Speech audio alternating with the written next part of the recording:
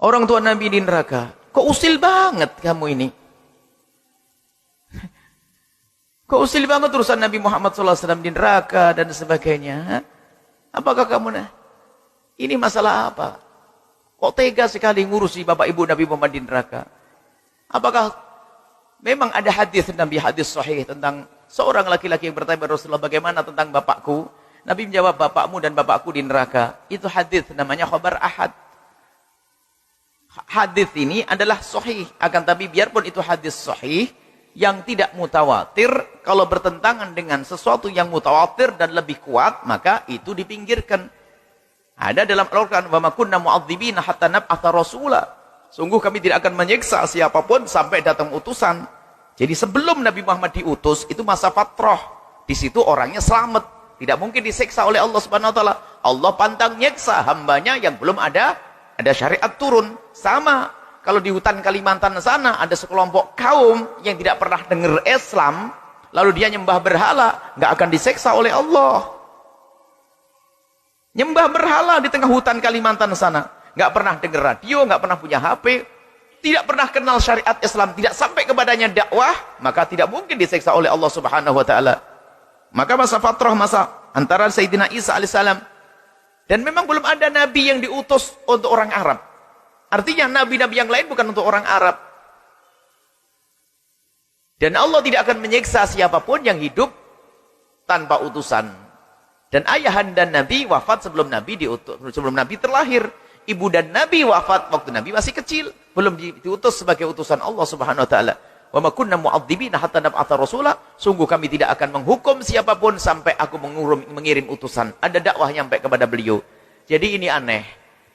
Jangan sampailah kita itu kalau ada orang bahas masalah itu aneh. Membahasnya dengan mengatakan Bapak Ibu Nabi Muhammad adalah kafir, masuk neraka, bersandarkan satu hadis. Jadi orang itu, para ulama kalau membaca hadis itu tidak hanya hadis itu dibanding dengan hadis yang lainnya. Ingat, tidak semua hadis. Bahkan dikatakan, belum dikatakan seorang alim kalau belum bisa meninggalkan hadis sahih. Loh, kok gitu? Sebab tidak semua hadis sahih dipakai. Ada hadis yang dihapus. Jadi nanti ada ta'arud, ada ta'adul adillah, ta'arudul adillah. Jika ada dalil bertentangan dengan dalil, Al-Quran mustahil bertentangan, hadis mustahil bertentangan. Kalau ada bertentangan nanti ada namanya mutlak muqayyad, ada khos sama takhsis, khos sama am, takhsis, yang mutlak, yang am ditahsis. Masalah am dengan khusus. Ada nanti kalau sudah benturan nggak bisa, ada namanya nasih mansukh. Jadi ini dibuang, tidak dipakai, ini pakai. Kalau bertanya, atau masalah kuat dengan lemahnya, yang kuat ditinggalkan, diambil yang lemah. Biarpun yang paling lebih kuat diambil, yang lebih lemah ditinggalkan. Biarpun ini sahih. Misalnya hadis tentang Bapak Ibu Nabi Muhammad adalah di neraka adalah hadis sahih, tapi bertentangan dengan Al-Qur'an yang sudah sangat jelas, maka ditinggalkan hadis sahih. Maka wa ma kunna mu'adzibina, Allah tidak akan menyiksa Bapak Ibu Nabi. Itu bahasanya. Wa ma kunna mu'adzibina, sungguh kami tidak akan menyiksa termasuk ayah ibunda Nabi SAW sampai datang utusan, dan Nabi waktu itu belum diutus. Memang ada orang usil. Kok teganya membahas Bapak Ibu Nabi SAW? Bagaimana?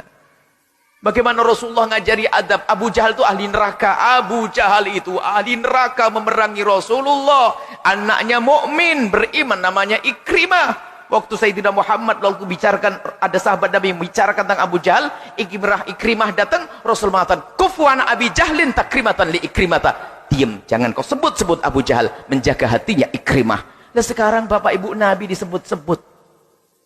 Mana hati nuraninya itu? Abu Jahal saja nggak boleh kita sebut-sebut di depan Ikrimah. Padahal Abu Jahal jelas ahli neraka. Sementara bagaimana Bapak Ibu dan Nabi SAW? Ini urusan nurani dan batin. Bagaimana sambung hatinya dengan Rasulullah